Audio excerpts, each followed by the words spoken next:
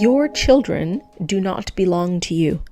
They are coming into this reality because there's no other way to enter. There is no other way except through the birthing canal of the mother.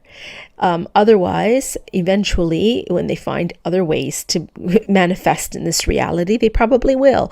But obviously, coming in that way right now is the only way. And that creates a very tight connection with the mother psyche, which is so important that it isn't toxic and that it's healthy before children arrive. Obviously, that's not happening because we're full of lunatics anywhere right now on the planet, you see. So coming into the world, a child does not belong to the mother. The mother is just there to guide. It is not there to dictate, to control, to evaluate, judge, criticize, or anything like that. And certainly not to do anything to dictate. The child is brought in with their own power. Some people have more than other people. And you have the right, you have the absolute, not right, but you have the, you must at all times step back from controlling the situation with the child and only guide them.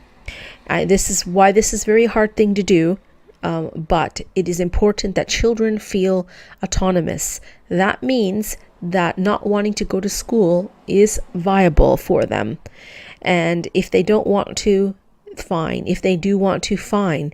Not that they have good choices to get to, but that's a different subject. But children need to have that freedom to choose what they want to do that day. If we change our school systems and create more activity centers that are more fun, children will want to go and have fun doing it without being butchered, criticized, judged. Right now, we just take them and throw them into places where they get bullied, and children are not having exactly. It's good to socialize, good to be with the peers, but a lot of the schools are just places where you throw your child to wolves and expect them to survive.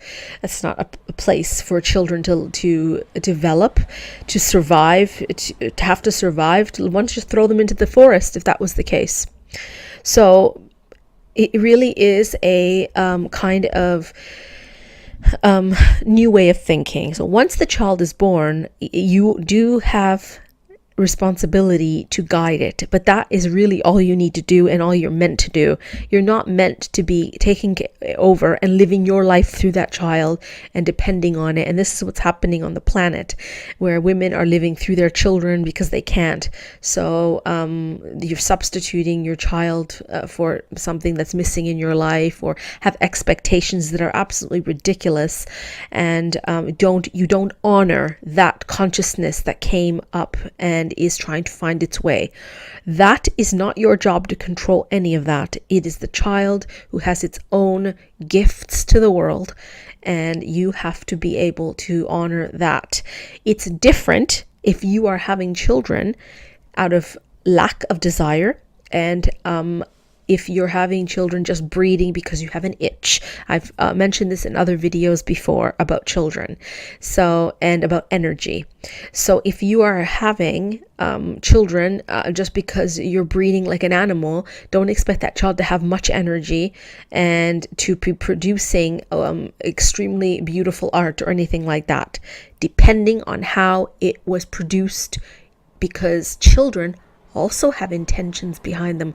What was your intention when you had a baby and given birth to it? What was your intention when you created a child? You have to think that way.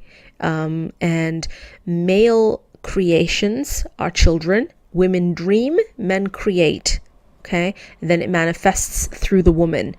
So these creations do not belong to you, they belong to the universe.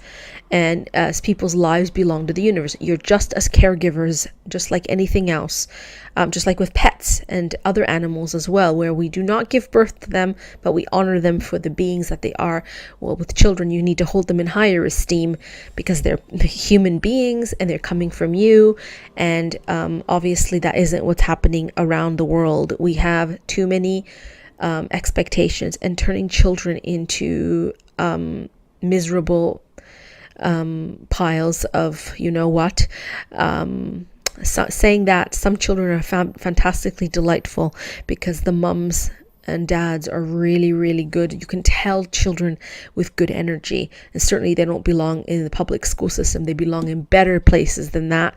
But we're looking at designing new places rather than having this old crappy system in place to control children's lives and their behavior. So saying all this, I just wanted to say that if anybody looks deep into the education system all over the world, it is in crisis now, and this is a cry for help from consciousness and the way we deal with children and where we put them. School is not normal. The universe is their oyster. They come out fresh, alive, and with their own talents, and you have no right to be in the way, and you need to encourage things. If they want to put their hand in the fire, you just say, no, don't put your hand in the fire. You will get burned. But if you have a child that insists on that kind of thing, you have to do what you can to get it away from there, obviously. But it's really interesting to form a relationship and to learn to be with the other person as not just a parent but a friend, someone who really cares. And if they feel that, they will also listen to you as they grow. But if they feel that you're malicious, manipulative, and you're taking advantage of them, and they just want to rebel, then you are in trouble, and so you will have a fight on your hands. So it's always good to have a harmonious relationship, and it just begins with you first before you have children, and then watch how things go.